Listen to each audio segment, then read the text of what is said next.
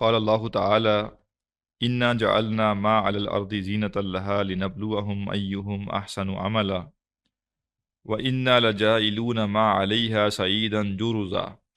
صدق اللہ العظیم۔ رب اشرح لی صدری ویسر لی امری واحلل عقدۃ من لسانی یفقہوا قولی واجعل لی وزیرا من اہلی آمین یا رب العالمین۔ کل ہم نے پہلی کلاس سے آغاز کر دیا تھا کورس کا، البتہ کل ہم نے کچھ کورس کا سکوپ سمجھا تھا، سورہ کہف کا انتخاب کیوں کیا گیا تھا اس کو سمجھا تھا، اور پھر کچھ علم کے آداب اور کلاس سے متعلق کچھ چیزیں ہم نے ڈسکس کی تھی۔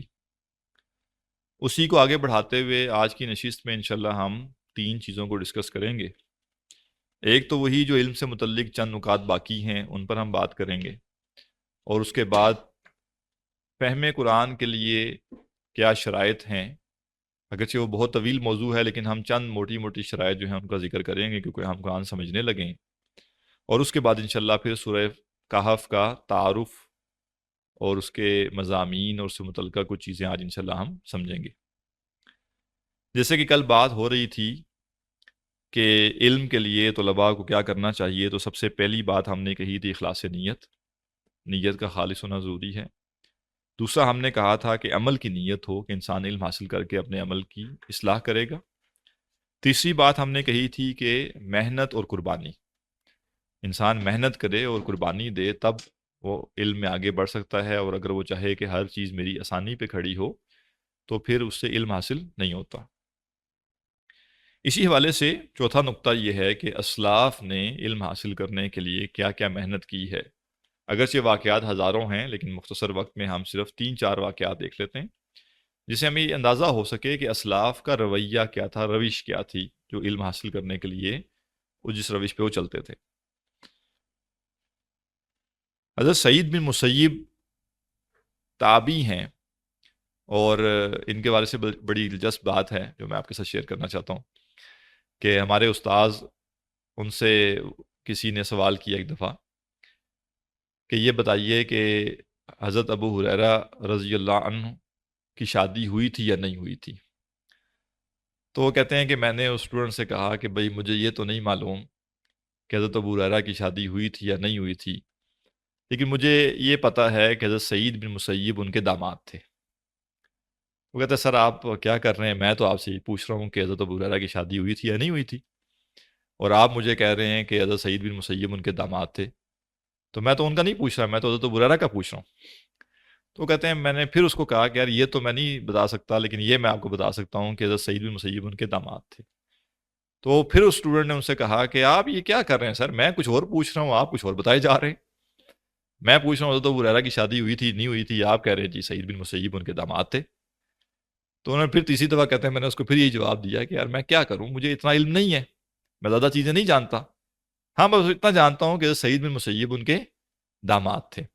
تو اس طریقے سے حضرت سعید بن مسیب کا تعارف ہمیں آج تک یاد ہے، ہمارے استاذ نے جو اس خاص طریقے سے یہ بتایا تھا۔ تو یہ حضرت ابو ہریرہ کے داماد ہیں، لہذا تابعی ہیں، اور حضرت ابو ہریرہ جو ہیں وہ صحابی ہیں، اور ان کے شاگرد بھی تھے، ان کے داماد بھی تھے، تو اور تابعین میں ان کا بڑا بلند مقام ہے۔ تو وہ فرماتے ہیں کہ میں ایک حدیث کو حاصل کرنے کے لیے کئی کئی دن اور راتیں سفر میں گزارتا، یعنی ان کو پتہ چلتا ہے کہ فلاں علاقے میں ایک آدمی کے پاس ایک حدیث ہے، وہ حدیث ان تک پہنچ چکی ہوتی تھی لیکن بیچ میں ایک واسطہ ایڈ ہو جاتا تھا، بیچ میں ایک چین کی کڑی ایڈ ہو جاتی تھی، تو وہ کیا کرتے تھے، خود سفر کر کے جاتے تھے کہ یہ حدیث بہراس اسی بندے سے سنی جائے جس نے کسی صحابی سے سنی ہوئی ہے۔ اسی طرح محمد بن ابی حاتم، یہ امام بخاری کے شاگردوں میں سے ہیں، وہ فرماتے ہیں کہ میں آدم بن ابی ایاس کے پاس علم حاصل کرنے کے لیے گیا، رستے میں میرے پاس نان نفقہ ختم ہو گیا، تو اپنے پیٹ کے ایندھن کو بجھانے کے لیے میں نے گھاس کھانا شروع کر دی۔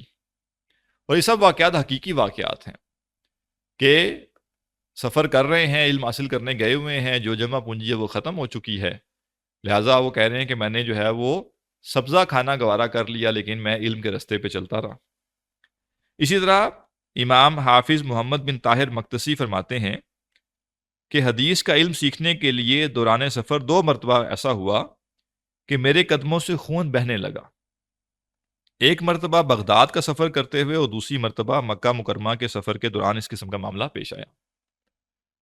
اور یہ کیوں معاملہ پیش آیا؟ کیونکہ سفر جو تھا، اس سفر کے دوران ان کے جوتے پھٹ گئے اور انہیں بغیر جوتوں کے سفر کرنا پڑا، اور وہ دور ایسا تو ہے نہیں کہ رستے میں مارکیٹ ہے تو وہاں سے رک کے وہ جوتا خرید لیں گے آسانی سے۔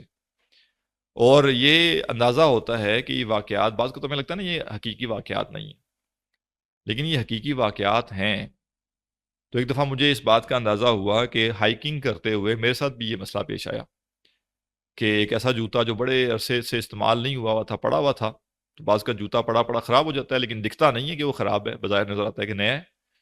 تو کئی سال وہ استعمال ہی نہیں کیا ہوا تھا اور میں پہن کے چلا گیا ہائیکنگ پہ، اور ہائیکنگ پہ آدھے رستے میں وہ جوتا جو ہے وہ پھٹ گیا، اور پھٹا بھی ایسے کہ نیچے کا حصہ الگ ہو گیا، اوپر کا حصہ الگ۔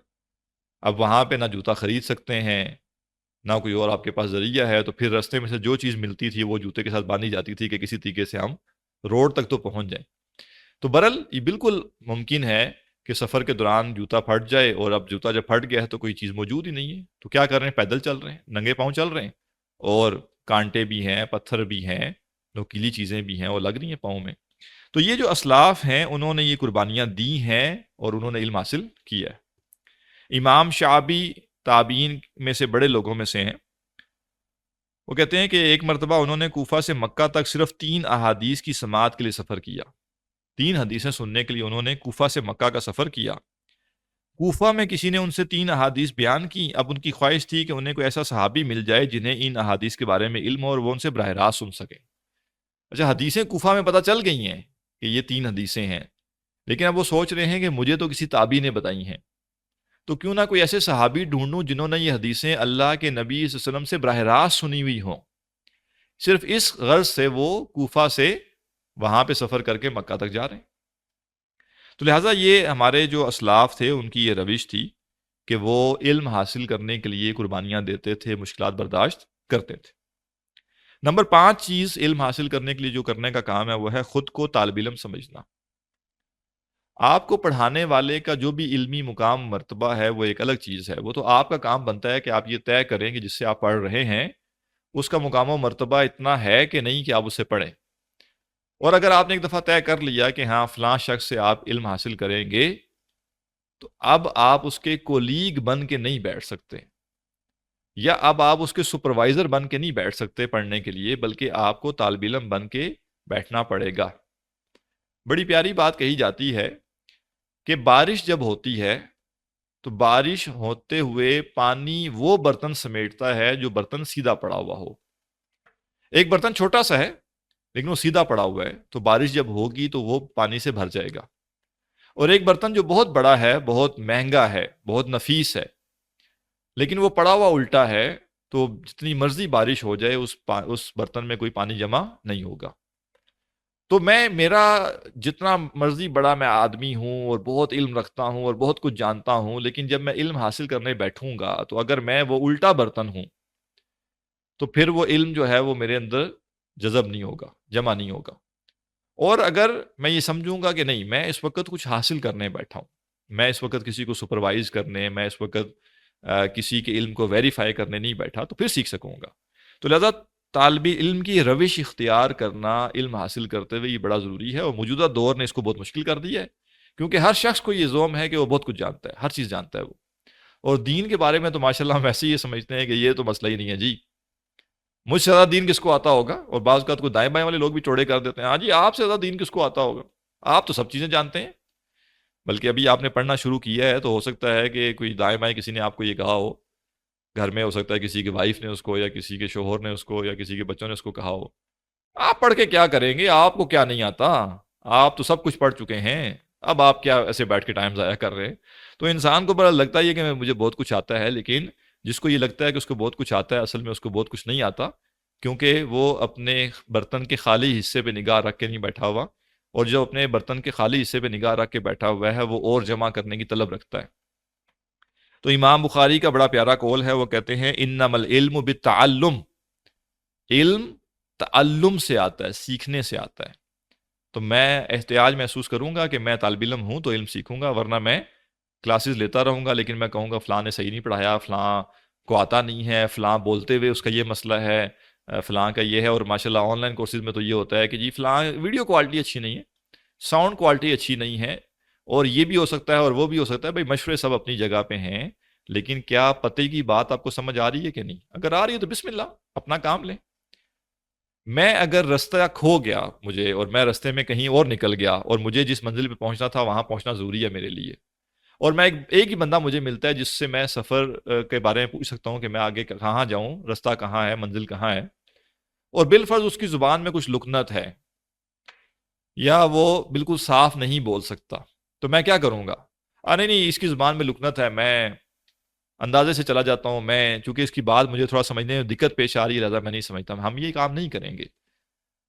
وہ اشارے سے بھی، اگر گنگا بھی ہوگا اشارے سے بھی سمجھائے گا، ہم کہیں گے بھائی جان سمجھا دو، بجائے اس کے کہ ہم بھٹکتے رہیں. تمہارے اشارے بھی ہمارے لیے کافی ہو جائیں گے، کچھ نہ کچھ تو سمجھ آ ہی جائے گا. لہٰذا جب آپ علم حاصل کر رہے ہوں تو یہ دیکھیں کہ جو علم کی ضروری چیز ہے وہ پہنچ گئی کہ نہیں پہنچی. وہ عذر اکٹھے نہ کیے جائیں جو علم سے دور ہونے کے لیے ہیں، بلکہ وہ خوبیاں اکٹھی کی جائیں جس سے انسان علم سے قریب ہو سکتا ہے. اسی طرح چھٹا پوائنٹ یہ ہے کہ علم انسان اساتذہ سے حاصل کرے. اگرچہ اس کے اوپر بہت لمبی بحث ہو سکتی ہے، وقت نہیں ہے یہاں پہ کہ جی آج اساتذہ کی کیا ضرورت ہے، جی میں کتاب سے پڑھ لوں گا خود ہی، میں یہ کر لوں گا، میں ویڈیو دیکھ لوں گا. ایسا نہیں ہے. استاذ کی اہمیت کوئی بھی چیز ختم نہیں کر سکتی. پہلی بات تو اگر آپ کہتے ہیں استاد سے نہیں پڑھوں گا کتاب سے پڑھوں گا، تو پھر کتاب سے بھی کیوں پڑھ رہے ہیں؟ کتاب کوئی فرشتوں نے تو نہیں لکھی، کتاب بھی ایک انسان نے لکھی ہے نا. تو گویا آپ یہ مان رہے ہیں کہ مجھے اگر علم حاصل کرنا ہے تو مجھے کسی اور نے جو علمی کنٹریبیوشن کی ہے اس سے فائدہ حاصل کرنا پڑے گا. تو کیا وجہ ہے کہ کسی کا لکھا ہوا تو میں پڑھنے کے لیے تیار ہوں لیکن کسی کا بولا ہوا سننے کے لیے تیار نہیں ہوں؟ اس کی سب سے بڑی وجہ اس کے پیچھے غیر شعوری طور پہ ایک انا پرستی ہے. اور وہ انا پرستی یہ ہے کہ جس نے کتاب لکھ دی وہ تو چلا گیا، وہ میرے سامنے موجود نہیں ہے، تو اس کی کتاب پڑھ کے جو دل میں آئے گا میں وہ مانوں گا. لیکن کسی زندہ انسان کے سامنے جب بیٹھوں گا تو اس کو بھی پتا ہوگا کہ یہ میرا شاگرد ہے، میرے سامنے بیٹھا ہوا ہے، تو کہیں میری توہین نہ ہو جائے. اور دوسرا یہ کہ ہو سکتا ہے اس کی بات جو میں سمجھوں تو وہ اصلاح بھی کر دے کہ نہیں یہ میں یہ نہیں کہنا چاہتا، میں یہ کہنا چاہتا ہوں. یا وہ مجھے دیکھے کہ میرے اندر کوئی کوتاہی ہے تو وہ کہے کہ ایسا نہ کرو ویسا کرو. لہٰذا ہم بڑا سیف سائڈ پہ کہتے ہیں نہیں کتاب میں پڑھ لوں گا، میں کسی کے پاس جا کے بیٹھ کے پڑھنے کے لیے تیار نہیں ہوں. تو علم کا طریقہ یہ نہیں ہے. اضافی مطالعہ آپ کر سکتے ہیں لیکن اصولی علم جو ہوتا ہے وہ اساتذہ سے حاصل کرنا چاہیے. کبھی موقع ہوگا اس پر الگ سے بات کریں گے، ابھی میں اس پہ وقت زیادہ نہیں لیتا. بہرحال سادی سی دلیل جو ہے اساتذہ سے علم حاصل کرنے کی وہ یہ ہے کہ خود اللہ تعالیٰ نے بھی اس کتاب کو نازل کرتے ہی ساتھ میں استاد کی پروویژن بھی دی، استاذ کا اہتمام بھی کیا. اور نبی اکرم صلی اللہ علیہ وسلم نے فرمایا انما بعثت معلما، میں معلم بنا کر بھیجا گیا ہوں، میں سکھانے والا بنا کر بھیجا گیا ہوں. اور صحابہ نے یہ نہیں کہا کہ بس اللہ کا کلام ہے ہم خود سمجھ لیں گے، یا یہ قرآن میں تو خود کہتا ہے کہ یہ بہت آسان ہے لہذا ہم خود سمجھ لیں گے. صحابہ اللہ کے نبی صلی اللہ علیہ وسلم سے ہر چیز سیکھتے تھے. اور پھر تابعین نے یہ نہیں کہا کہ اب ہمیں کیا ضرورت ہے، انہوں نے صحابہ سے بیٹھ کے ہر چیز سیکھی. اور یہی سلسلہ آج تک چلتا آ رہا ہے، اور آج بھی علم کا طریقہ یہی ہے. ساتویں چیز یہ ہے کہ علم سے متعلق ہر چیز کا احترام ضروری ہے. ہم علم تبھی حاصل کر پائیں گے کہ علم سے جڑی ہوئی ہر چیز کا ہم احترام کریں. یہ علم ہمارے پاس صحابہ سے اسلاف سے ہوتا ہوا آیا، لہذا ہمارے دلوں میں صحابہ اور اسلاف کی یہ عظمت ہونی چاہیے کہ ان کی محنتوں اور قربانیوں کے ذریعے یہ علم اتنا واضح شکل میں ہمارے پاس موجود ہے. پھر علم سے جڑے ہوئے جو چیز ہے وہ اساتذہ ہیں جن سے ہم علم حاصل کرتے ہیں، تو ان کا ادب احترام اور ان کی قدر ہمارے دل میں ہونی چاہیے. پھر وہ مسجد یا درسگاہ جس سے ہم علم حاصل کر رہے ہیں اس کا ایک کنٹریبیوشن ہے، وہ فورم نہ ہوتا تو ہم علم کیسے حاصل کرتے، تو اس کا ایک احترام دل میں ہونا چاہیے. اور وہ کتاب اور وہ چیز جس سے ہم علم حاصل کر رہے ہیں، وہ نصاب، وہ کتب، اس کا بھی احترام ایک دل میں ہو. تو یہ سب چیزیں جو علم سے جڑی ہوئی ہیں ان کا احترام دل میں ہونا ضروری ہے. آٹھویں چیز یہ ہے کہ علم کے مقاصد کیا ہونے چاہیے. میں اگر علم حاصل کر رہا ہوں تو میرے ذہن میں کچھ گولز بھی تو ہوں کہ میں علم حاصل کر کے کیا کروں گا. تو سب سے پہلا علم کا جو مقصد ہے وہ خروج من الجہل، جہالت سے نکلنا.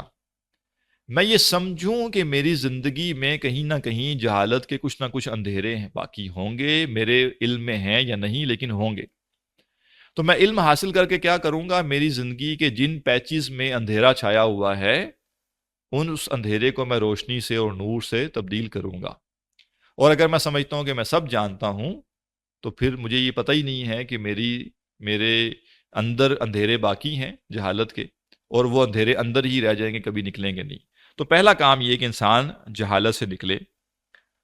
حضرت علی رضی اللہ عنہ کا ایک قول ہے، وہ ایک دعا کیا کرتے تھے کہ اللہم انی اعوذ بک من ان اقول فی العلم بغیر علم، اے اللہ میں تجھ سے اس بات سے پناہ مانگتا ہوں کہ میں علم کے معاملے میں کوئی ایسی بات کہوں جس کا میرے پاس علم نہ ہو، یعنی میں اپنے پاس سے ایک بات کہہ دوں جو کہ علم پر مبنی نہ ہو۔ رائے دینا مشکل نہیں ہے، علم پر مبنی رائے دینا مشکل ہے۔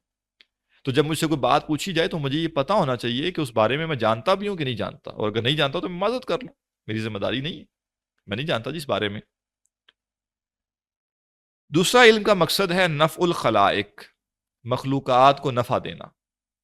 میں اس لیے علم حاصل نہ کروں کہ میں علم کی بنیاد پر میں چوڑا ہو کے بیٹھ جاؤں گا یا میں باقیوں سے برتر ہو جاؤں گا، بلکہ علم حاصل کرنے کے بعد میں یہ ارادہ کروں کہ اب اس علم کا فائدہ دوسروں کو ہونا چاہیے۔ پہلے تو میرا عمل درست ہوگا، تو میرے عمل کے درست ہونے سے میرے ارد گرد والے لوگ فائدہ مند ہوں گے۔ مثلا اگر میری زبان میں مسئلہ تھا، میں گالم گلوچ کرنے والا شخص تھا، علم حاصل کرنے سے میری زبان سے گالم گلوچ نکل گئی، تو ظاہر ہے دائیں بائیں والوں کو فائدہ ہو گیا۔ میں عیب جوئی کرنے والا آدمی تھا، ہر وقت ہر بات میں عیب نکالتا تھا، علم حاصل کرنے سے میری زبان سے وہ عیب جوئی ختم ہو گئی، تو میرے دائیں بائیں والے جو ہیں ان کو فائدہ ہوگا۔ میں غیبت کرنے والا تھا، میں جھوٹ بولنے والا تھا، کوئی بھی برائی جو میرے اندر تھی، اگر وہ علم حاصل کرنے سے نکل گئی تو ایک تو انڈائریکٹلی سب کو فائدہ ہو گیا، لیکن ایک فائدہ مخلوقات کا ڈائریکٹلی بھی ہونا چاہیے۔ وہ فائدہ یہ ہے کہ میں نے اپنے آپ کو کسی نقصان سے بچانے کی تدبیر سمجھ لی، تو میں اس نقصان سے بچانے کی تدبیر باقیوں کو بھی بتاؤں۔ آپ نے یہ نوٹ کیا ہوگا، ہمارے ساتھ اکثر ایسا ہوتا ہے، ہم کسی روڈ سے گزرتے ہیں اور اس روڈ پہ شدید ٹریفک جیم ہے، تو ہم فٹافٹ ایک سٹیٹس لگا دیتے ہیں کہ جی کار چوک سے اسکیم 3 جانے والا رستہ جو ہے، یہاں پہ شدید ٹریفک جیم ہے، تو جس نے یہاں سے گزرنا ہے وہ متبادل رستہ استعمال کرے۔ حالانکہ ہم تو اس مصیبت سے گزرے ہیں خود، ہم تو ٹریفک جیم میں پھنسے رہے، لیکن ہم باقیوں کو کیوں بتانا چاہ رہے ہوتے ہیں کہ جس مصیبت میں مبتلا ہوں باقی تو نہ ہوں؟ یا اگر مجھے کوئی خیر مل گئی، آسانی مل گئی، تو میں چاہوں گا کہ میں تو چلیں بچ گیا مشکل میں ڈلنے سے، لیکن اور لوگ کہیں مشکل میں نہ ڈل جائیں، لہٰذا میں فٹافٹ ان کو بتا دوں کہ بچ جاؤ بھائی۔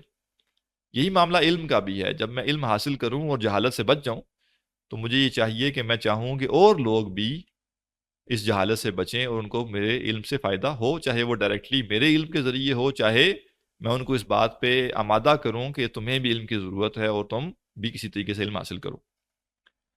اور تیسرا بڑا مقصد جو علم حاصل کرنے کے بعد ہے وہ ہے احیاء العلم، علم کو زندہ رکھنا۔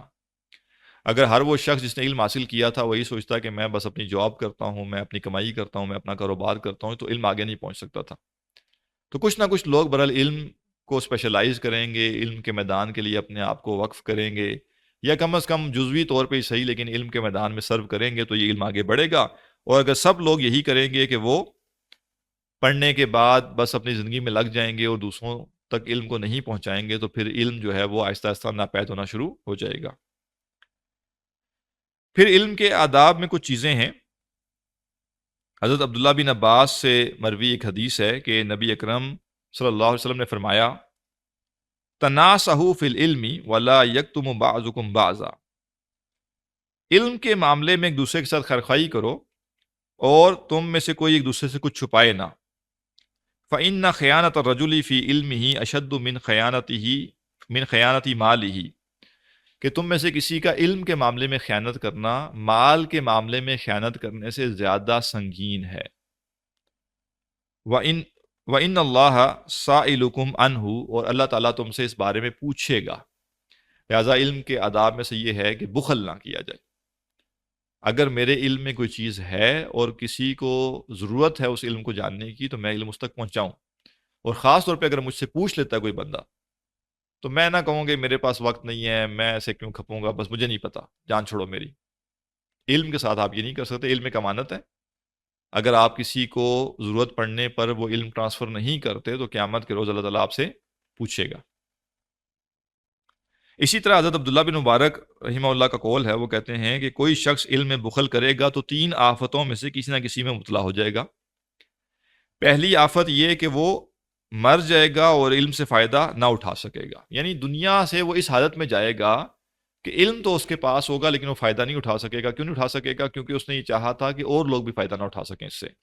تو اللہ تعالیٰ گویا اس کو بھی محروم کر دے گا کہ وہ بھی علم سے فائدہ نہ اٹھا سکے. دوسری آفت یہ ہے کہ ظالم حکمران کے فتنہ میں مبتلا ہوگا. اور تیسرا فتنہ یہ ہوگا کہ علم کو بھول جائے گا. اور ایک حدیث میں اللہ کے نبی صلی اللہ علیہ وسلم نے فرمایا من سئل عن علم، جس نے کوئی ایسے جس سے سوال کیا گیا کسی علم کے بارے میں، اللہ مہو جس کو وہ جانتا ہے، ثم قتمہ پھر اس نے اس علم کو چھپا لیا، الجم یوم القیامتی بلجام من نار تو اسے قیامت کے دن آگ کی لگام پہنائی جائے گی. لہٰذا علم اگر میں حاصل کروں تو میں اس علم کو محض اپنی ذات تک محدود نہ رکھوں، اس علم کو مجھے دوسرے لوگوں تک بھی پہنچانا چاہیے. اور خاص طور پہ جب کوئی مجھ سے پوچھے کوئی علم کا معاملہ تو میں بخل کا معاملہ نہ کروں. علم کے آداب میں سے ایک چیز ہے کہ لا یعنی چیزوں سے پرہیز کیا جائے. بعض اوقات کچھ لوگ علم حاصل کرتے ہوئے ایسی باتوں کی کھوج میں لگے ہوتے ہیں جن کا کوئی اس علم کے ساتھ تعلق نہیں ہے، ڈیٹا اورینٹیڈ چیزوں میں لگے ہوئے ہیں، ارریلیونٹ چیزوں میں لگے ہوئے ہیں، تو اس سے بچنا چاہیے. لا یعنی کا مطلب ہوتا ہے غیر متعلق چیز. تو جو چیز آپ کی زندگی اور آپ کے مقصد سے متعلق نہیں ہے اس کی کھوج میں نہ پڑیں، یہ علم نہیں ہے. اسی طرح علم کے آداب میں سے یہ بھی ہے کہ علم کے معاملے میں بلا وجہ کی بحث و مباحثہ جو ہے وہ ٹھیک نہیں. بعض کا دو لوگ لگے ہوئے ہیں، یہ کیوں ہے، ایسا کیوں نہیں ہے، ویسا کیوں نہیں ہے، اس کا کوئی فائدہ نہیں ہے اس بحث کا. تو علم کے معاملے میں صرف وہی بحث کی جائے، وہی آپ کہہ لیں کہ آرگومنٹس کو لیا جائے جس کا کوئی فائدہ ہو. اسی لیے منافقین کی ایک صفت کیا بیان کی گئی کہ وہ سخت جھگڑالو لوگ ہوتے ہیں. ایک بات بالکل آپ کو سمجھ آ رہی ہے کہ جو بات کہی جا رہی ہے وہ کیا ہے. نہیں نہیں نہیں، پھر آپ یہ بتائیں، پھر آپ وہ بتائیں، ایسا کیوں ہے، پھر ایسا بتائیں کیوں ہے. اچھا فلاں عالم نے یہ پھر کیوں لکھ دیا اپنی کتاب میں، فلاں یہ کیوں نہیں کرتا. مثلا کہ بعض اوقات کسی کو کہا جاتا ہے کہ بھائی اللہ تعالیٰ کا آپ سے یہ مطالبہ ہے، آپ یہ کریں. وہ نہیں، مولوی یہ کیوں نہیں کرتے، فلاں لوگ یہ کیوں نہیں کرتے. فلاں نہیں کرتے اور آپ کا جو اللہ سے مطالبہ ہے، ان دونوں کا آپس میں کیا ربط ہے؟ اللہ کا مجھ سے یہ تقاضا ہے، مجھ سے یہ مطالبہ ہے کہ نماز پڑھو 5 وقت کی. میں کہتا ہوں 95% مسلمان نہیں پڑھتے، وہ کیوں نہیں پڑھتے؟ 95% کا 99% بھی نہ پڑھیں، میں نے تو فرض نماز پڑھنی.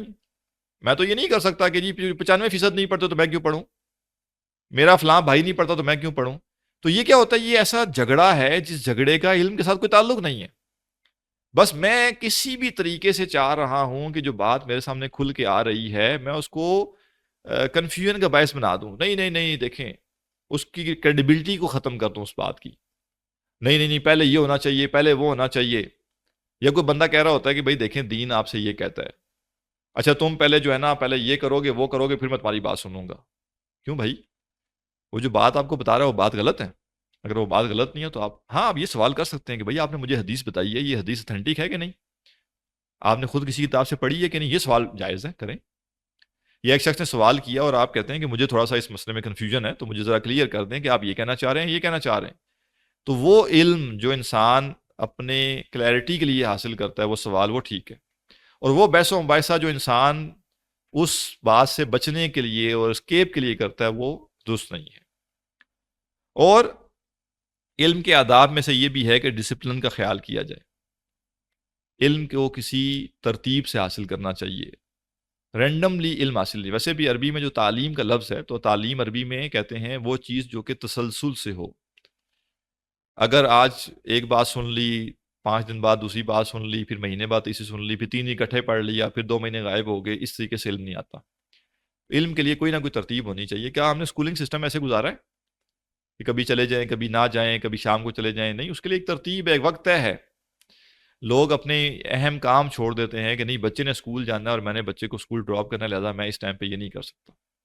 اور ہم کہتے ہیں کہ جی ہم تو ایون شادیاں چھوڑ دیتے ہیں کہ جی نہیں دوسرے شہر میں شادی ہے میں نہیں جا سکتا جی، بچے اسکول جاتے ہیں، بچوں کے پیپر ہونے والے ہیں. تو اس کو ایک ڈسپلن سے جب بچہ اسکول جاتا ہے تو وہ چیزیں سیکھتا ہے، اور اگر وہ یہ نہ کرے تو وہ علم حاصل نہیں کر سکتا. تو جو شخص بھی جس طرح کا بھی علم حاصل کرنا چاہتا ہے کوئی نہ کوئی ڈسپلن اس کے لیے ہونا چاہیے، کوئی نہ کوئی حدود و قیود، کوئی نہ کوئی شرائط ہونی چاہیے جن کی وہ پابندی خود بھی کرے. اور آخری بات یہ ہے کہ انسان وقت کی قدر کرے، وقت کو ضائع نہ کرے. اور امام شافعی رحمہ اللہ کا قول ہے کہ وہ کہتے ہیں کہ الوقت سیف قاتل، وقت جو ہے نا ایک قاطع تلوار ہے، وقت کو ضائع بالکل نہیں کرنا چاہیے، جو وقت میسر آ گیا اس کو انسان اپنے فائدے میں لائے۔ تو بہرحال یہ چند نکات تھے جو جلدی جلدی میں نے چاہا کہ علم کی اہمیت سے متعلق ہو جائیں، کیونکہ یہ ہمارا ایک آن لائن سلسلہ ہے، اللہ کرے انشاءاللہ ہم اس کو جاری رکھیں، اور آج سورہ کہف اگر ہم پڑھیں گے تو انشاءاللہ ممکن ہے شاید رمضان میں ہم سورہ یوسف کی تفسیر پڑھ لیں، اس طرح مستقبل میں کچھ کتابیں کچھ اور چیزیں ہم پڑھیں۔ تو بس یہ شروع میں ایک دفعہ میں نے چاہا کہ کچھ چیزیں پتہ چل جائیں کہ ہم کس مزاج یا کس سائیکی کے ساتھ چلنا چاہتے ہیں، وہ آپ کے سامنے آ جائیں۔ اب میں مختصراً قرآن مجید کو سمجھنے کے لیے، فہم قرآن کے لیے کچھ شرائط جو ہیں وہ آپ کے سامنے رکھ دیتا ہوں، چونکہ ہم سب قرآن مجید کو سمجھنے کے لیے بیٹھے ہیں یہاں پہ، تو ہم ان شرائط کو پورا کریں اور اس سے ہمیں قرآن سمجھنے میں مدد ملے گی۔ تو سب سے پہلی شرط جو قرآن کو سمجھنے کے لیے ہے وہ ہے قرآن کو برتر کلام ماننا۔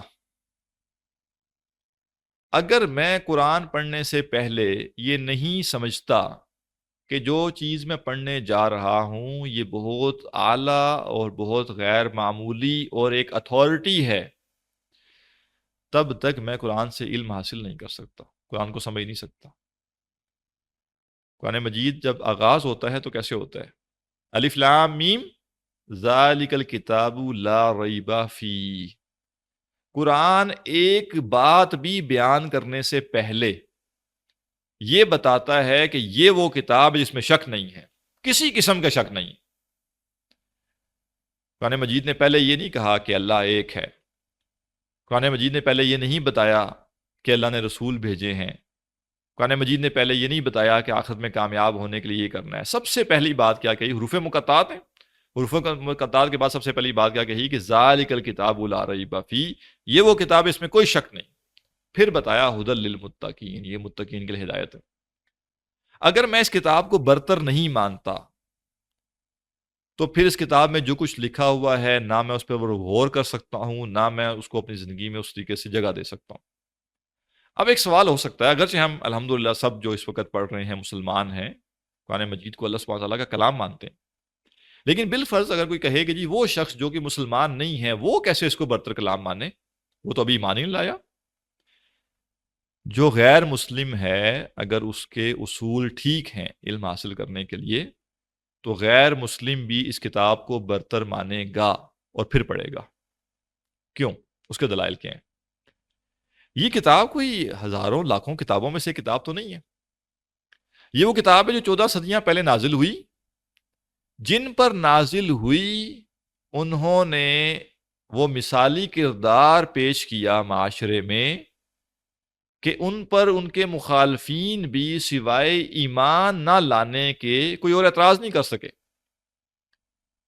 یعنی ہم یہ تو جانتے ہیں کہ نبوت سے پہلے اللہ کے نبی صلی اللہ علیہ وسلم کو صادق اور امین کہا جاتا تھا، نبوت کے بعد بھی آپ کو صادق اور امین ہی کہا جاتا تھا۔ صرف مشرکین مکہ یہ کہتے تھے کہ یہ جو آپ وحی لے کر آئے ہیں اور آپ یہ کہتے ہیں کہ یہ اللہ کی طرف سے ہے، ہم صرف اس بات کو تسلیم نہیں کرتے، باقی ہر بات کو وہ مانتے تھے کہ یہ سچے ہیں۔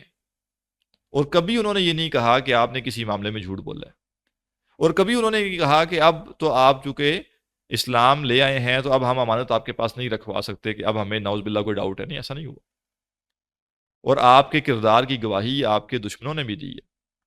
تو جن پر یہ کتاب نازل ہوئی ان کا کردار بہترین، جس قوم پر یہ کتاب نازل ہوئی اس قوم کی اس کتاب کی وجہ سے کائی پلٹ گئی، ان کے دن رات ہی بدل گئے، ان کا نظام ہی بدل گیا۔ وہ عرب جو شہر بھی آباد نہیں بلکہ ایک قبیلے کی سطح پہ کام چلاتے تھے، یعنی مکہ بھی جو ہے کوئی مکہ کا کوئی گورنر تو نہیں تھا، مکہ کا کوئی بادشاہ تو نہیں تھا نا، یعنی ایک شہر کے اندر بھی مرکزی نظام نہیں تھا، ان کا قبائل تھے، ہر قبیلے کا اپنا اپنا سردار ہے، کوئی قبیلہ 50 افراد پہ ہے، کوئی 150 پہ ہے، کوئی 200 پہ ہے، کوئی 300 پہ، کوئی 400 پہ، یعنی جو اس سکیل پر موجود تھے، اس کتاب نے اسی سکیل کے لوگوں کو اتنا عظیم کر دیا کہ انہوں نے 3 بر اعظموں پر حکومت کی اور 2 بڑی بڑی سلطنتوں کو خاک میں ملا دیا۔ تو کیا غیر مسلم اس کا انکار کر سکتا ہے؟ نہیں کر سکتا۔ تو جب نہیں کر سکتا تو وہ کیسے کہہ سکتا ہے کہ یہ کتاب کوئی اعلیٰ کتاب نہیں؟ وہ اس کو اللہ کی کتاب مانے یا نہ مانے، یہ تو سمجھ آتا ہے کہ وہ مسلمان نہیں ہے تو اس کو اللہ کی کتاب نہیں مانے گا، لیکن یہ کیسے ہو سکتا ہے کہ وہ کہے کہ یہ کوئی عام سی کتاب ہے، یا یہ برتر کتاب نہیں ہے، یہ اعلیٰ کتاب نہیں ہے؟ ایک پوری قوم کی عادات ہی بدل گئی، ان کی صفات ہی بدل گئی، ان کا رہن سہن بدل گیا، ان کی ہر چیز بدل گئی، رسم و رواج تبدیل ہو گئے، ان کے ہاں قانون ضابطے تبدیل ہو گئے۔ جہاں پہ عورتوں کو وراثت میں حصہ نہیں دیا جاتا تھا، اس کتاب نے کہا وراثت میں حصہ دینا ہے عورتوں کو، انہوں نے کہا دیں گے۔ وہ جو بتوں کے آگے سجدہ کرنے والے تھے، یہ کتاب آئی اور اس نے کہا کوئی بت نہیں، تو انہوں نے کعبہ کے اندر رکھے ہوئے بتوں کو توڑا۔ اور وہ قوم جو آپس میں لڑتی رہتی تھی اور جن کے مسائل یہ تھے کہ گھوڑا کسی نے دوسرے سے آگے بڑھا لیا تو اس پہ جنگیں ہو جاتی تھی، وہ اسی قوم کے لوگ ایران جاتے ہیں لشکر لے کر، اور ایران کا سپہ سالار رستم پوچھتا ہے مسلمانوں کے قاصد سے، حضرت ربی بن عامر رضی اللہ عنہ سے، کہ بھئی کیا کرنے آئے ہو یہاں، تم تو وہ عرب کے لوگ ہو، یہاں ایران میں کیا کر رہے ہو؟ وہ کہتے ہیں انا قد ارسلنا، ہم آئے نہیں ہیں بھائی، بھیجے گئے۔ اور یہ لوگ پہلے کیا کرنے جاتے تھے وہاں پہ ایران کی سلطنت کے اندر، جب مداخلت کرتے تھے کیا کرتے تھے؟ کوئی 50 بھیڑیں وہاں سے چوری کر کے لے آئے، کوئی 100 اونٹ کسی کے بگا کر لے آئے، یعنی عربوں کی یہ ریپوٹیشن تھی ایران میں اس وقت۔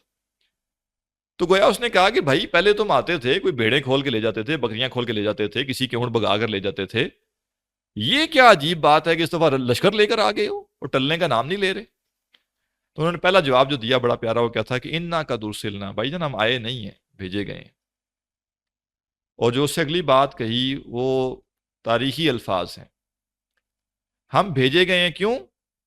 لنخرج العباد، تاکہ ہم نکال سکیں بندوں کو من عبادت العباد، بندوں کی بندگی سے، بندوں کی غلامی سے، الی عبادت رب العباد، بندوں کی غلامی سے نکال کے بندوں کے رب کی غلامی میں لوگوں کو لے جائیں۔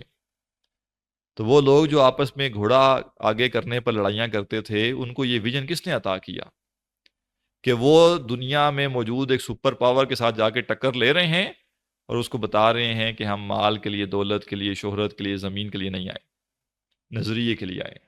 اور نظریہ بھی کیا ہے؟ انسانیت کو، انسانیت کے، انسانوں کی غلامی سے نکالنا اور انسانوں کے رب کی غلامی میں لے کے جانا، یہ ہمارا ویژن ہے اور یہ گلوبل ویژن ہے۔ یہ اس کتاب نے کیا ہے۔ تو کیسے ممکن ہے کہ ایک شخص کہے کہ نہیں میں اس کتاب کو برتر نہیں مانتا؟ اور یہ ایک طویل فہرست ہے، ہمارے پاس وقت نہیں ہے، ایک طویل فہرست ہے جو کہ بیان کی جا سکتی ہے کہ کیوں ایک غیر مسلم بھی یہ مانے گا کہ یہ کتاب بہت برتر کتاب ہے، بہت اعلیٰ کتاب ہے، وہ اس کو اللہ کا کلام مانے یا نہ مانے، اس کی اہمیت سے انکار نہیں کر سکتا۔ تو سب سے پہلی بات کہ ہمارے دلوں پر قرآن مجید کی عظمت اگر نقش نہیں ہے، ہم یہ نہیں سمجھ رہے کہ کل کائنات کے مالک کا کلام جو آسمان سے نازل ہوا، جس کو نازل کرنے کے لیے فرشتوں نے پہرا دیا، جو آسمان سے زمین پر پروٹوکول کے ساتھ آیا، کسی جن کو یہ گنجائش نہیں دی گئی کہ وہ اس قرآن کی وحی میں سے کوئی چیز اچک کر لے جائے۔ یہ قرآن جب اللہ کے نبی صلی اللہ علیہ وسلم پر نازل ہوتا تو آپ کو شدید سردی میں بھی پسینہ آ جایا کرتا تھا، اور اگر آپ ایک صحابی کی گود میں سر رکھ کے لیٹے ہوئے ہیں تو ان صحابی کو یہ لگ رہا ہے کہ میری ٹانگ بس ٹوٹ جائے گی، اتنا زور ڈل رہا ہے اس کے اوپر، اس ٹانگ کے اوپر۔ تو یہ عام کلام نہیں ہے۔ اگر یہ عظمت ہمارے دلوں میں نہیں ہے تو پھر ہو سکتا ہے ہم پڑھ لیں اور ہم کہیں ہاں اچھا تھا، مزہ آیا، بہت مزہ آیا جی، یا ہم کہیں کہ نہیں کوئی ہمیں نئی بات نظر نہیں آئی، اس میں کوئی انٹرسٹنگ کچھ نہیں لگا ہمیں۔ جی انٹرسٹنگ کیا ہوتا ہے بھائی؟ یہ کوئی انٹرٹینمنٹ ہے؟ اللہ کی کتاب سمجھنے بیٹھے ہیں اور یہ کہیں کہ جی ہمیں اس میں کوئی انٹرسٹنگ کچھ نہیں لگا۔ نعوذ باللہ، قصے کہانیوں کی کتاب تو نہیں ہے نا، قصے کہانیاں انٹرسٹنگ ہو سکتے ہیں، حقائق تو انٹرسٹنگ نہیں ہوتے، حقائق تو تلخ ہوتے ہیں۔ کیا کبھی ایک مریض جو ہے وہ داخل ہو جائے اسپتال میں اور سخت معاملات ہوں اس کے، تو ڈاکٹر کی جو باتیں ہوتی ہیں وہ سن کے آپ انٹرٹین تو نہیں ہو سکتے نا؟ یا تو وہ آپ کو بتائے گا اس کے بچنے کے چانسز نہیں ہیں، تو یہ باتیں اب حقیقت میں مبنی تو ہیں لیکن آپ کو تو نہیں اچھی لگیں گی، یا وہ کہے گا کہ جی یہ بچ تو جائے گا لیکن اس کا خیال بڑا رکھنا پڑے گا، احتیاط بڑی کرنی پڑے گی، 2 ہفتے یہ ایڈمٹ رہے گا. تو قرآن اگر آپ کو یہ بتائے کہ آپ کی جو روش ہے وہ کتنی غلط ہے، تو اس میں انٹرسٹنگ کیا ہوگا؟ اس میں سے ہمیں مزہ کیا آئے گا؟ قرآن کو مزے کے لیے نہیں پڑھنا، قرآن کو انٹرسٹنگ ہونے کے لیے نہیں پڑھنا، حقائق جاننے کے لیے پڑھنا ہے، حقیقت کا ادراک کرنے کے لیے پڑھنا ہے. اور حقیقت کا ادراک تبھی ہوگا جب میں سمجھوں گا کہ یہ جو کتاب میں پڑھنے جا رہا ہوں یہ اتھارٹی ہے. اس نے مجھے کہہ دیا تم غلط ہو، میں غلط ہوں. اس نے مجھے کہا تم ٹھیک ہو، میں ٹھیک ہوں. میں نے اس کتاب کے مطابق ہونا ہے، نہ کہ اس کتاب کو میرے مطابق ہونا چاہیے. جو علامہ اقبال نے کہا تھا نا، خود بدلتے نہیں قرآن کو بدل دیتے ہیں. یہ کیا طریقہ ہے کہ میں قرآن پڑھوں اور میں یہ چاہوں کہ قرآن میرے مطابق ہو؟ اس کا مطلب ہے میں اپنے آپ کو عظیم سمجھتا ہوں اور میں قرآن کو نعوذ باللہ نعوذ باللہ نعوذ باللہ یہ سمجھتا ہوں کہ میں اتنا عظمت پہ کھڑا ہوں کہ قرآن میرے مطابق ہو. اور نہیں ہے تو میں کہوں نہیں نہیں نہیں، کوئی تو ایسا طریقہ ہونا چاہیے، کوئی تو ایسی توجہ ہونی چاہیے. آج کل ایک ٹرینڈ چل پڑا ہے. وہ ٹرینڈ کیا ہے؟ چونکہ سوشل میڈیا نا، ہر کسی کے لیکچرز موجود ہیں، ویڈیوز موجود ہیں. تو بعض لوگ کیا کرتے ہیں، وہ کہتے ہیں نہیں یہ بندہ ہمیں پسند نہیں آیا، یہ اسپیکر اچھا نہیں ہے، یہ اسکالر اچھا نہیں ہے، یہ اچھا نہیں ہے. وہ 10-12 کو سننے کے بعد ہاں یہ صاحب جو ہے نا بہت اچھے، بہت اچھا بیان کرتے ہیں. کیوں بہت اچھے ہیں؟ یہ ان کی ساری باتیں مجھے پسند آتی ہیں اور ان کی ساری باتیں میرے مطابق ہیں. تو اس کا مطلب ہے کہ آپ نے تو اپنے آپ کو معیار تسلیم کر لیا ہے کہ جو میری مرضی کے مطابق کہے گا وہ عالم اچھا ہے. ہاں نہیں، یہ صحیح باتیں کرتا ہے، یہ مولوی صحیح باتیں کرتا ہے. یہ صحیح باتیں کیوں کرتا ہے؟ کیونکہ یہ کہتا ہے کہ جو تم کر رہے ہو وہ ٹھیک ہے، کچھ نہ بدلو، جس روش پہ ہو وہی کرتے رہو. یہ طریقہ نہیں ہے. تو ہم قرآن کی عظمت کو اپنے دلوں پر نقش کر کے انشاءاللہ اس قرآن کو پڑھیں گے تو ہمیں فائدہ ہوگا. فہم قرآن کے لیے دوسری شرط کہ میں قرآن پڑھوں ہدایت حاصل کرنے کے لیے. قرآن سے آپ کو تاریخی واقعات بھی مل جائیں گے، قرآن سے آپ کو سٹیٹس بھی مل سکتے ہیں، کچھ قرآن سے آپ کو کوئی سائنٹیفک تھیریز بھی مل سکتی ہیں، پتہ نہیں کیا کچھ مل سکتا ہے. نکالنے والا جو چاہے قرآن سے نکالنا شروع کر دے. میں کیوں پڑھوں گا؟ میں اس لیے نہیں پڑھوں گا کہ میں قرآن پڑھوں تو ہاں اس سے مجھے میڈیکل کی 2 باتیں سمجھ آ جائیں. میں قرآن اس لیے نہیں پڑھوں گا کہ میں قرآن پڑھوں تو مجھے ورزش کے 2 طریقے مل جائیں اس میں سے. قرآن میں نے پڑھنا ہے ہدایت حاصل کرنے کے لیے. اور ہدایت کا مطلب کیا ہے؟ مجھے میرا مقصد حیات پتہ چل جائے اور مجھے مقصد حیات میں کامیاب ہونے کا طریقہ پتہ چل جائے اور مقصد حیات میں ناکامی سے بچنے کا راز مجھے پتہ چل جائے. یہ ہے ہدایت.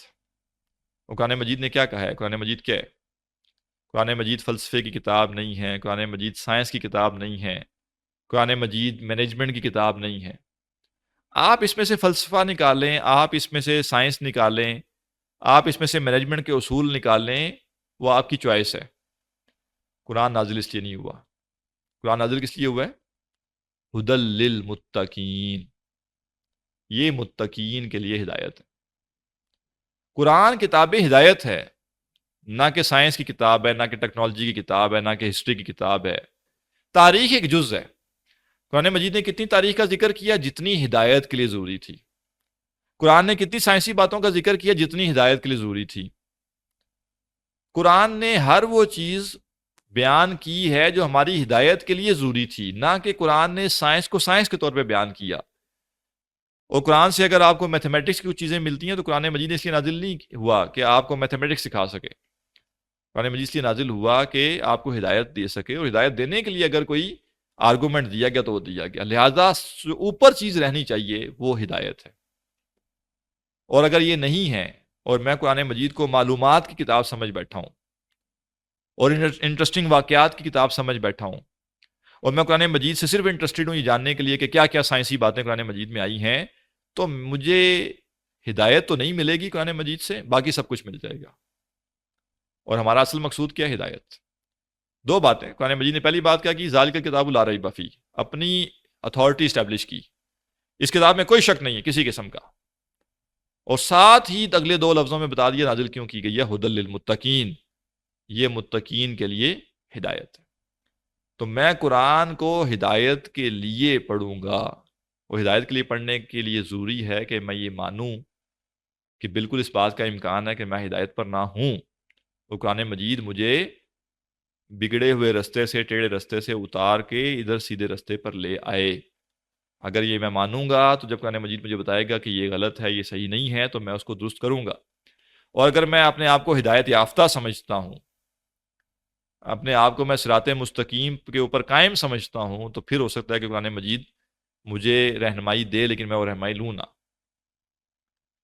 نمبر 3، فہم قرآن کے لیے شرط یہ ہے کہ خود کو بدلنے کا عزم ہونا چاہیے. قرآن پڑھنے سے پہلے اگر آپ نے یہ طے نہیں کیا کہ قرآن جہاں جہاں میری غلطی آئیڈینٹیفائی کرے گا میں اسے تسلیم کروں گا، قرآن جہاں جہاں میری روش کی غلطی بیان کرے گا میں اسے تسلیم کروں گا، قرآن جہاں جہاں میرے عمل کو انویلڈ کہے گا میں اسے تسلیم کروں گا، اور قرآن جہاں جہاں مجھے کچھ ایسا کرنے کا کام بتائے گا جو میں نے نہیں کیا اور نہیں کر رہا میں اسے کروں گا. تب تک ہم قرآن مجید سے فائدہ حاصل نہیں کر سکتے. لیکن قرآن مجید کیا کرے گا؟ آپ قرآن مجید پڑھیں گے تو قرآن مجید آپ کو ہر موڑ پر یہ بتائے گا کہ تم یہ جو کر رہے ہو یہ نہ کرو، اور تم یہ جو نہیں کر رہے یہ کرو. تم اگر کامیاب ہونا چاہتے ہو تو یہ کام کرنے پڑیں گے، تم ناکام ہو جاؤ گے اگر تم نے یہی کام کیے. قرآن مجید عمل کی کتاب ہے، فلسفوں کی کتاب نہیں ہے، تخیلات کی کتاب نہیں ہے. وہ جیسے شاعری ہوتی ہے نا کہ وہ زمین آسمان کے کلابے ملا دیے جاتے ہیں اور کرنے کی چیز اس میں ہوتی کوئی نہیں ہے. قرآن مجید اس طرح کی کتاب نہیں. قرآن مجید عمل کی کتاب ہے. اور بالکل اس بات کا امکان ہے کہ جب ہم قرآن مجید پڑھیں گے تو ہمیں اپنے عمل کی کوتاہیاں نظر آئیں گی، ہمیں اپنے عمل کی غلطیاں نظر آئیں گی، اور قرآن ہمیں کہہ رہا ہوگا کہ یہ کرو یہ نہ کرو، اپنی روش بدلو، اپنی زندگی بدلو. ہم شروع میں ایک عزم، ایک ارادہ کریں کہ انشاءاللہ ہمیں جوں سمجھ آنا شروع ہو جائے گا کہ ہمیں اپنے عمل میں تبدیلی پیدا کرنی ہے، ہمیں اپنے رویے میں، اپنے بیہیویئر میں تبدیلی لانی ہے، انشاءاللہ ہم لائیں گے. ہم پوری کوشش کریں گے، میرا ارادہ ہے پکا، انشاءاللہ جو قرآن کہے گا میں کروں گا. اب قرآن مجھے فائدہ دے گا، ورنہ میں قرآن پڑھ کے اور کہوں گا جی بڑا مزہ آیا جی ماشاءاللہ، کیا یہ حضرت صاحب جو ہیں چھا گئے ماشاءاللہ، ان سے بہتر کیا کوئی پڑھائے گا، اور بہت خوب بہت خوب. اگر پوچھا جائے کہ جی آپ نے تبدیلی کیا پیدا کی اپنے اندر، نہیں وہ تو کچھ نہیں، جوں کا تو ہوں میں. اگر جوں کے تو ہیں تو پھر قرآن پڑھا کس لیے تھا؟ قرآن تو آیا تھا، قرآن ابھی ہم نے ذکر کیا قرآن نے قوموں کی حالت بدلی ہے. وہ گھوڑے کے اوپر لڑائیاں کرنے والے اسی قرآن کی بدولت وہ بر اعظموں پہ حکومت انہوں نے کی ہے. تو اگر یہ قرآن میرے عمل میں تبدیلی نہیں پیدا کر پا رہا تو قرآن کا مسئلہ نہیں ہے، قرآن میں تو سب کچھ موجود ہے، میں نے اس کو پڑھا غلط نظر سے ہے، غلط جگہ پہ کھڑے ہو کے پڑھا ہے، غلط سوچ کے ساتھ پڑھا ہے، اس لیے قرآن مجھے تبدیل نہیں کر پایا. ورنہ قرآن کے اندر تبدیلی کے پورے ایلیمنٹس موجود ہیں، لیکن عزم تو میرا ہے، ارادہ تو میرا ہے. قرآن جبر تو نہیں کرے گا، قرآن تو میرے سامنے رستے کھول کے رکھے گا، رستے واضح کر دے گا، صحیح رستہ کیا ہے، غلط رستہ کیا ہے، عزیمت کے رستے کیا ہیں، رخصت کے رستے کیا ہیں، کامیاب لوگوں کا رستہ کیا ہے، ناکام لوگوں کا رستہ کیا ہے، یہ قرآن واضح کرے گا. آج بھی وقت ہمارا مکمل ہو گیا، اور کل انشاءاللہ ہم آگے اسی سے شروع کریں گے. چند نکات فہم قرآن کے بارے میں مزید پڑھیں گے، اس کے بعد سورہ کہف کا تعارف اور اس سے متعلقہ چیزیں انشاءاللہ کل کی نشست میں ہم پڑھیں گے. سوال کوئی ہو تو آپ کر سکتے ہیں.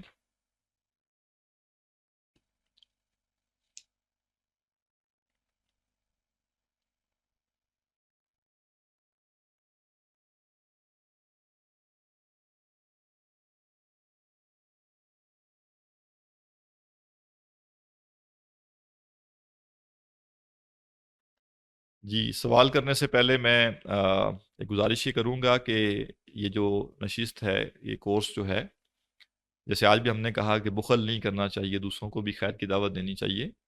تو آپ لوگ جو بھی آپ کے دوست احباب ہیں، اگر آپ کو لگتا ہے کہ اور لوگوں کو بھی اس سلسلے میں شامل ہونا چاہیے تو آپ ضرور ان کو دعوت دیں اور ان لوگوں کو بھی شامل کریں، اور جتنا لوگوں تک خیر کا پیغام پہنچ سکتا ہے وہ پہنچے. تو لہٰذا اپنے دائیں بائیں اپنے سرکل کے لوگوں کو اگر آپ موٹیویٹ کر سکتے ہوں، ان کو راضی کر سکتے ہوں تو ضرور ان کو راضی کریں اور ان کو بھی اس سلسلے میں شامل کریں. جی سوال کرنا چاہیں تو کر سکتے ہیں.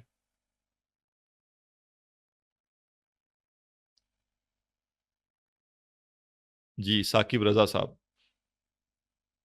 السلام علیکم. وعلیکم السلام. میرا سوال یہ ہے کہ جو آپ نے عید کے بارے میں شارٹ میں بتایا تھا، روایت سے بیان کی کہ یہ صرف دنیاوی عید کے لیے ہے، دینی عید کے لیے ہے، دنیاوی عید کا کیا مصیبت ہے؟ کون سی روایت؟ کہ آپ کے پاس اگر علم ہے، آپ کے پاس اگر علم ہے تو آپ لوگوں تک پہنچانا ہے آپ کو اور مبلغ کرنا. جی اس کا اصل اطلاق علم دین پر ہوتا ہے، اور اس کی وجہ ہے علم دین اور علم دنیا میں نا ایک بنیادی فرق ہے. علم دین ناگزیر علم ہے. ناگزیر کا مطلب یہ ہوتا ہے کہ اگر کسی کے پاس یہ نہ ہوا تو وہ اپنے مقصد میں ناکام ہو جائے گا. اور علم دنیا ایک ایسا علم ہے کہ جو ہوگا تو انسان کچھ فائدے حاصل کر لے گا، نہیں بھی ہوگا تو انسان ناکام نہیں ہوگا. مطلب دنیا میں آج بھی ایک بڑی تعداد ایسی ہے جو دنیا کے علم سے نابلد ہے. اگر وہ اپنے مقصد حیات کو پہچانتے ہیں اور اگر وہ اپنے مقصد حیات کے تقاضوں کو جانتے ہیں اور اس پر عمل کر رہے ہیں تو وہ کامیاب لوگ ہیں. ہاں دنیا میں شاید وہ تھوڑے سے فائدے حاصل کر سکتے تھے جو وہ نہیں کر سکے. اس لیے ہم کہتے ہیں کہ دنیا کا جو علم ہے نا یہ تو ایک محدود ڈومین ہے اس کی. لیکن اس کا یہ مطلب نہیں ہے کہ دنیا کا علم جو ہے انسان چھپا کے رکھ لے اور لوگوں کو نہ بتائے. لیکن وہ جو سخت وعید ہے کہ قیامت کے روز اس کو آگ کی لگام پہنائی جائے گی، بلکہ وہ دنیا کے علم کے بارے میں نہیں بلکہ دین کے علم کے بارے میں ہے کہ ایک شخص گمراہی کی طرف جا رہا ہے اور میں جانتا ہوں کہ وہ گمراہی کی طرف جا رہا ہے لیکن میں اس کو بالکل بتاتا ہی نہیں ہوں. میں کہتا ہوں مجھے کیا لگے، میں تو اپنے کام سے کام رکھوں. تو کل کو جب وہ شخص جہنم میں جائے گا تو مجھ سے ہی پوچھا جائے گا کہ تم نے کیوں نہیں بتایا. جیسے اگر روڈ پہ جاتے ہوئے آگے گڑھا ہے اور کوئی شخص اس میں گر سکتا ہے تو مجھے، اور میں دیکھ رہا ہوں اور میں اس کو روک سکتا ہوں، تو میری ذمہ داری ہے نا کہ میں اس کو روکوں تاکہ اس گڑھے سے وہ گرنے سے بچ جائے. لیکن دنیا میں اگر کسی گڑھے میں کوئی گر جائے گا تو اس کا جو نقصان ہے وہ محدود ہے. لیکن آخرت کا جو گڑھا ہے جہنم کا، وہ جو نقصان ہے وہ بہت بڑا نقصان ہے. لہذا تاکید زیادہ اس کی گئی. باقی جنرلی بالکل ٹھیک ہے، دنیا کا بھی کوئی علم انسان کے پاس ہے اور اس سے دوسروں کو فائدہ ہو سکتا ہے اور وہ چھپا لیتا ہے اور دوسروں کا نقصان کرتا ہے چھپا کے، تو یہ مناسب چیز نہیں. مثلا کہ ڈاکٹر ہے، وہ ایک جگہ بیٹھا ہوا ہے، بس میں جا رہا ہے اور کسی کو کوئی مسئلہ پیش آ گیا، ایمرجنسی ہو گئی، اور وہ ڈاکٹر کہتا ہے کہ مجھے کیا لگے میں بیٹھا رہوں، تو ظاہر ہے وہ ایک جرم کر رہا ہے اور وہ ایک فائدہ لوگوں کو جو پہنچا سکتا تھا نہیں پہنچا رہا، تو اس کا اخلاقی فرض یہ بنتا ہے. البتہ ہم کہیں گے کہ وہ سخت وعید شاید جو علم دین کے بارے میں ہے وہ اتنی سخت وعید نہ ہو، لیکن پھر بھی قابل سزا تو وہ ہے. جی مس ارم. جی السلام علیکم. وعلیکم سر السلام. آپ نے ریڈنگ کو بتانے کے جو کرتے ہیں ان کے بارے میں 3 پوائنٹس بتائے تھے. ایک تو علم سے فائدہ حاصل کیے بغیر وہ مر جائے گا، دوسرا وہ بھول جائے گا، تیسرا پوائنٹ آپ کو کیا بتایا؟ ظالم بادشاہ کے فتنے میں مبتلا ہوگا. یعنی کوئی ظالم بادشاہ جو ہے وہ اس کے اوپر کوئی آپ کہہ لیں ایسا پریشر ڈالے گا، ایسا انفلوئنس کرے گا کہ وہ اس فتنے میں ثابت قدم نہیں رہ سکے گا. یا جیسے ہوتے ہیں نا علماء سو ہوتے ہیں، وہ ظالم بادشاہوں کے اعلی کار بن جاتے ہیں، ان کے مفادات کا تحفظ کرتے ہیں. جی مس انوشا.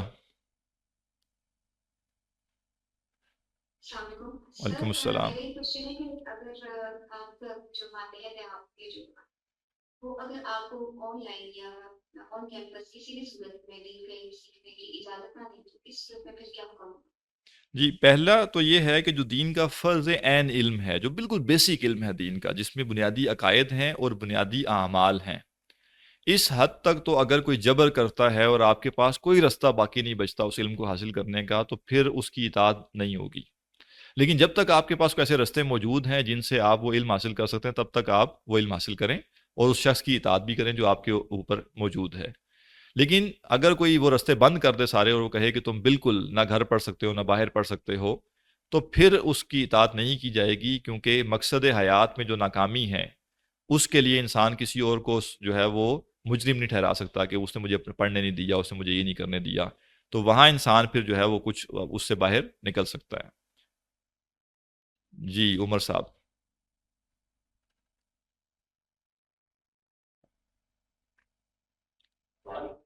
جی اب آ رہی ہے آپ کی آواز. السلام علیکم. اچھا میرا نام عمر ہے اور میں ایک کوشچن آپ سے پوچھنا چاہ رہا تھا. آپ نے وہ کیا تھا تو ویسے میرے سے کوشچن آیا تھا کہ وہ ایک اسمال میں کچھ دیکھا تھا،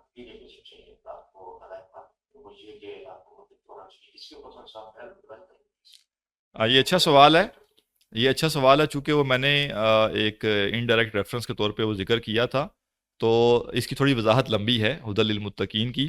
تو انشاءاللہ کل ہم پھر جب گفتگو شروع کریں گے کلاس میں، کیونکہ شاید کچھ لوگ بھی جا چکے ہوں جو سوال نہیں سن رہے، تو کل شروع میں انشاءاللہ میں یہ کر لوں گا، اور اگر میں بھول جاؤں تو کوئی بھی یاد کروا دے مجھے کہ قرآن جب یہ کہہ رہا ہے کہ قرآن متقین کے لیے ہدایت ہے، تو پھر اگر متقین ہم پہلے ہی ہیں قرآن پڑھنے سے پہلے، تو پھر ہمیں ہدایت چاہیے کیوں؟ تو یہ ایک اہم سوال ہے، اس کے اوپر انشاءاللہ ہم کل شروع میں گفتگو کریں گے. جی، کوئی اور سوال ہے تو بتا دیں، ورنہ پھر ہم کلاس کو ختم کریں.